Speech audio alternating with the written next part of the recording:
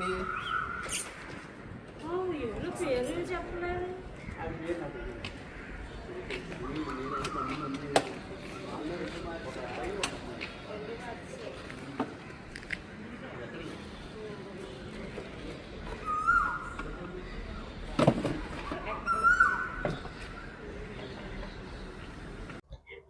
Hi, Uma from Uma Parimlam YouTube channel. మావిచె గురు తినగానే కోయిల పలికేనా మావిచె గురు తినగానే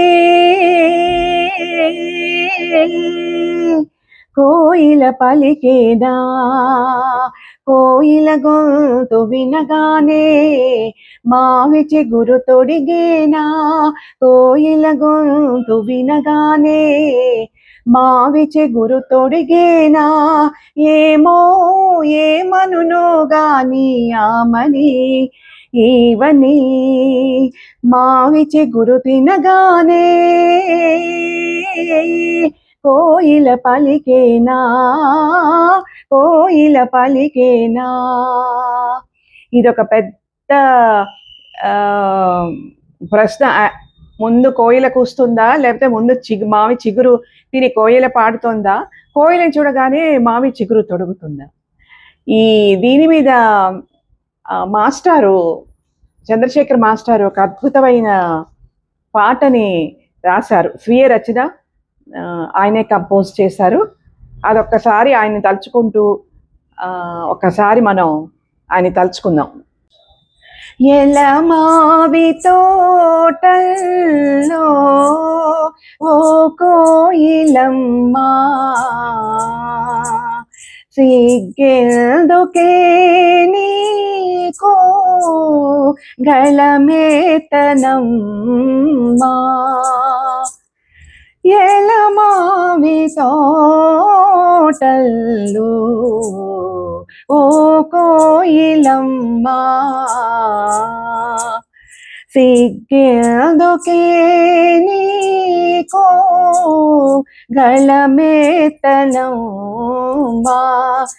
నీకైనా నాకైనా గానం అంటే ప్రాణమే రేయైనా పగలైనా బ్రతుకున తీరని నామే పాడని మోసరిగమలు స్వరమేలేని బ్రతుకేలా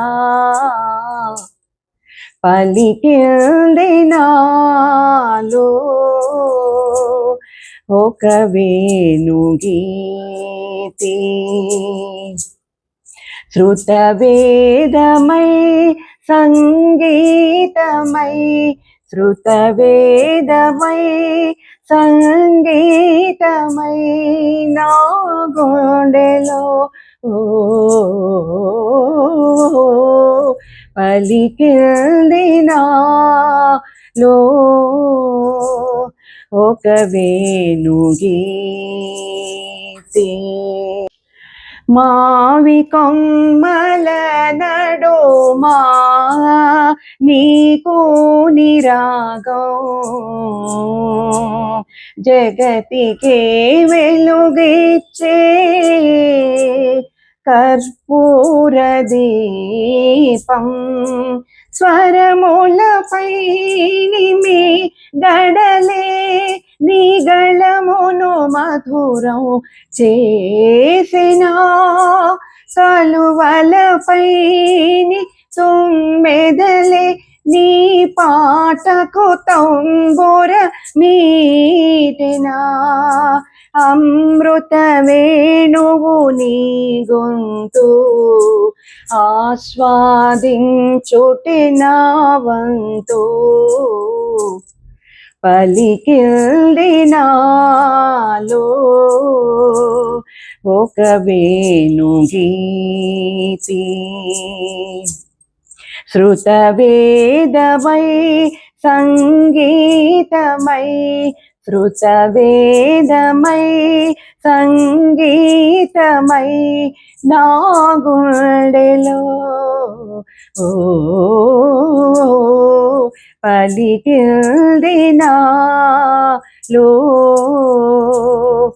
ఒక వేణుగీతి. సో ఇప్పుడు కోయిల ముందా మామిడి చిగురు ముందా, ఇది మనమే నిర్ణయించుకోవాలి, ప్రకృతే నిర్ణయిస్తుంది. తరాలు మారినా ఈ రీతి మటుకు అలాగే జనరేషన్ టు జనరేషన్, కాలం టు కాలం సాగిపోతుంది. Hope you enjoyed the song.